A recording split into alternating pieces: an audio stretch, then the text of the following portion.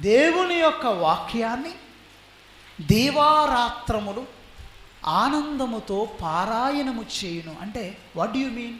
He meditates, he reads and he meditates on the word of God.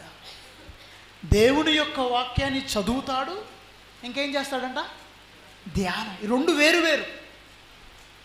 చదవటం వేరు, ధ్యానం చేయటం వేరు. బహుశా మన వాక్యాన్ని చదువుతామేమో, కానీ ఏం చెయ్యం?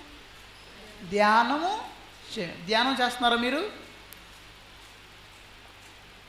అంటే మనం భోజనం తింటున్నాం, తిన్న భోజనం మనకు వంట పడాలి అంటారు. అంటే అది అరగాలి, మనకు బలాన్ని శక్తిని ఇవ్వాలి. ఏదో తిన్నాం కానీ అది మనకు డైజెస్ట్ కాలేదు,